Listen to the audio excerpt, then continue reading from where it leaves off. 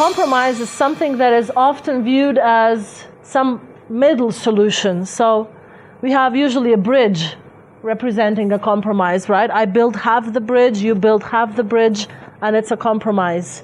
It can sometimes be me building 15% of the bridge as a coach and the athlete 85, right? So if you tell them you need to be home at 10 in the evening on a training camp, and they say, oh, can we come at midnight? Is the compromise 11? No. A compromise is also 10:20, right? Because you let go a little bit and they gain some. So a compromise can lead, if it's not carried out well, it can lead to this, right? Just a little bit of a, while I'm speaking about it. If you're looking at this situation, you have a moose and a bear trying to both cross the same bridge.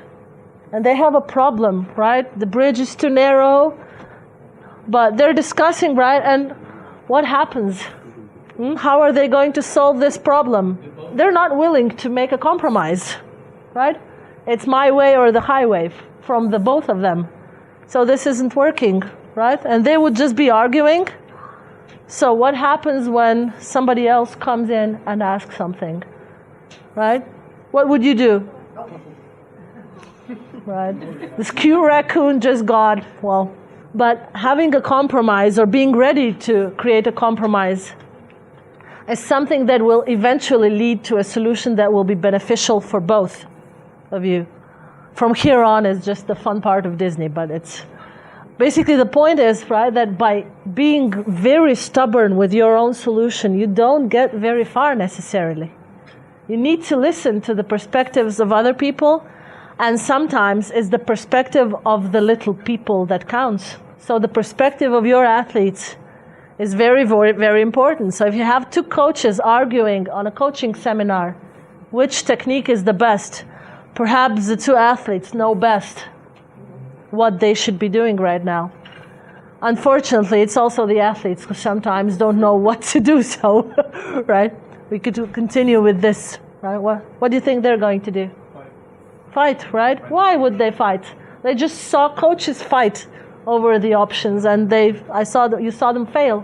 It's the reason why. It's because they saw the coaches fight. Yes, but they learned from other people's experience. Yay, right? If you come to a situation where you need to create a compromise and where you need to be using both techniques, both the I sentences and the active listening, be prepared that this could lead to an argument, right? Things could not go the way you want them to go. And to stop with what I'm speaking about, how should you behave when it comes to a conflict?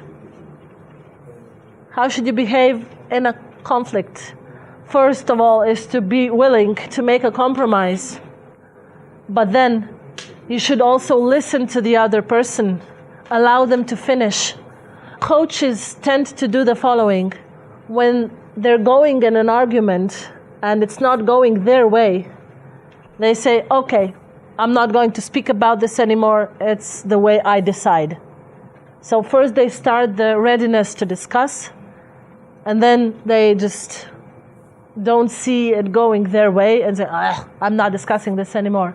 I'm just going to do it the way I decided in the first place, right? And they say, I'm the coach. It's my job to decide. If you start a discussion about something, basically you're showing that you're willing to compromise. Don't ruin that by using basically legitimate power, by saying, I'm the coach. Because you just threw away the opportunity to discuss, to learn something about your athlete, and you just ruined your relationship with this athlete just a little bit.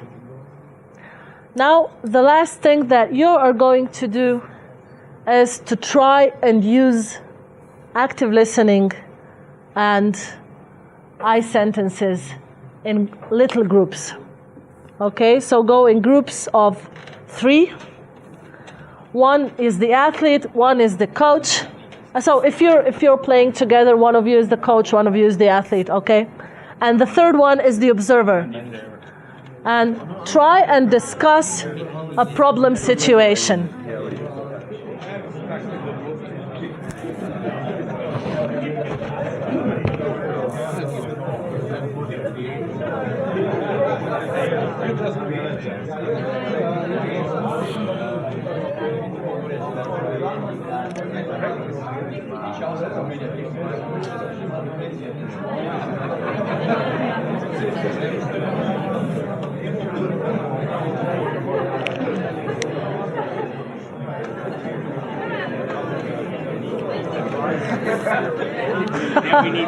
Yeah, go home is the worst possible solution. You're sitting in the front row, of course. He's always like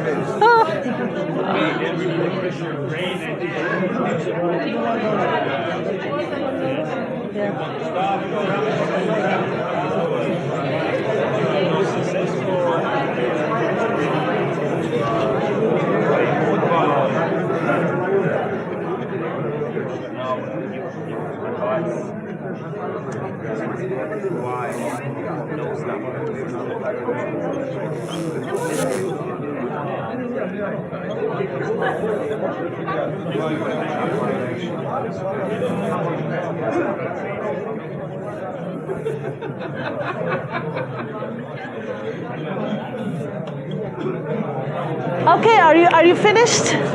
Yes? Okay. What I saw here was that a few of the coaches just didn't want to discuss. They said, okay, go home. No, you weren't the only one. The group next to you did the same thing. Discussions are difficult, right? It's difficult for the athlete, and it's difficult also for the coach. Because when you enter a discussion, you don't have the control anymore. When you're structuring the practice, it's your control. You're saying, now this, now that. When you're entering a discussion with a 16-year-old, you don't know where this is going, right? There may be a lot more in the back. And you, as the coach, probably need this information because they came to you with this question. So saying, okay, go home, is one way to solve the situation. However, if you keep doing this, this athlete is going to miss out on practices. They're not going to progress. So good conversations are important, but of course they're one of the most difficult things a coach encounters. And I hope that you will remember those two techniques. They're very difficult to use. You need to know that. They're difficult to use for teachers, for coaches. They're difficult to use for athletes. They're difficult, but they can be very helpful. And try to use those in conversations. And then you will, through those conversations, see what is fun for your athletes. And you will get information that will enable you to create practice they will enjoy. And if they will enjoy their practice and have fun as table tennis players, they will also eventually become good. But just wanting to be good without enjoying what they're doing is not going to go far. And a lot of people who quit their careers, when do they quit it? The biggest dropout is between 14 and 18, when big tournaments start coming, when they need to see, do I want to do this primarily, or am I going to focus on school more? Perhaps they were good as children, but successful in results, but could not advance this into older or higher categories. A lot of reason for dropout. But one of the main reasons is also poor relationships in the group or with the coach.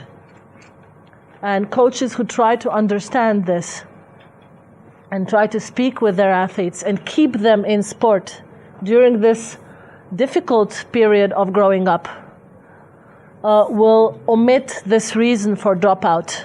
They might still finish because they see that they cannot live from this. They might still finish because they're not satisfied with results, but they will not finish because of you or because of the feeling that they're not understood. in this environment. So basically, this is what I had from my side. And I would like to thank you for your participation and attention.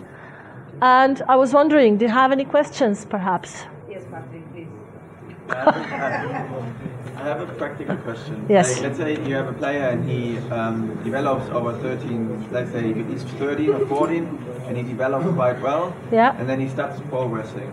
Yes. So he's still enjoying the training, and he's still enjoying, let's say, giving him small tasks over training. He's progressing there, but when it comes to tournaments, he's always very negative. Yeah. And even though you've established in your club a philosophy where quite a process-orientated philosophy where maybe results are not that important, the player comes to a tournament with a bad feeling, Okay. and this bad feeling stays throughout the day, and the result at the end is not as he was hoping it to be. Yeah. No one from outside externally blames him for it, Yeah. but for him, of course, the enjoyment level is lower than it is if he would win. Yes.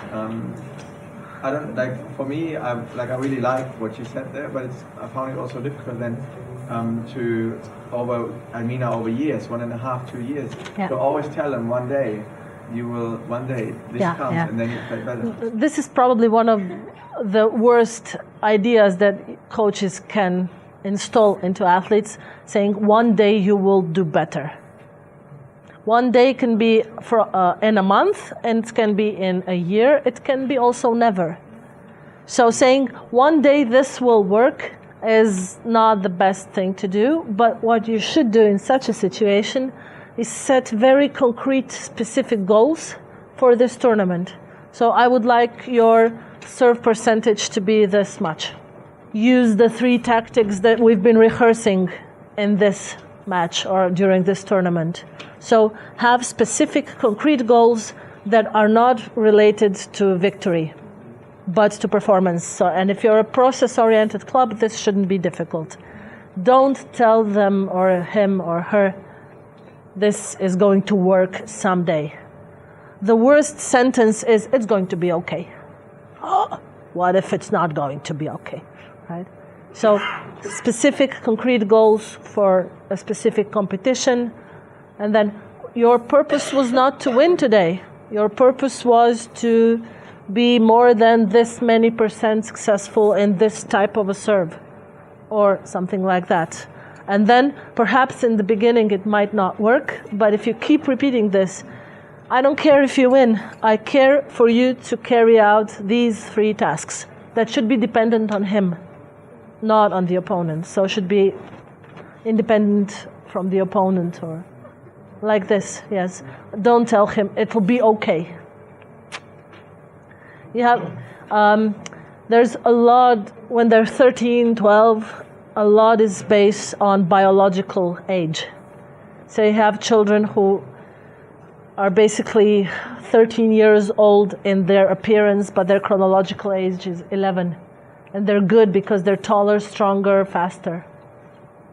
When the others catch up, their biological advantage is gone. And then first they need to face that. Now they have to work harder. Then they have to face more defeat than they used to. And it might never be okay again, because they might never gain this advantage again, because they might not be talented enough or hardworking enough to develop enough as players. That's a lot of stories like this in all sports that are based on height, speed, arm span, and so on. And table tennis is one of those sports where a child who grows up faster will have a little bit of an advantage, or might have a little bit of an advantage. Yeah. Yeah. So, does that answer? Yeah. Okay. Thank you then. I wish you the successful the rest of the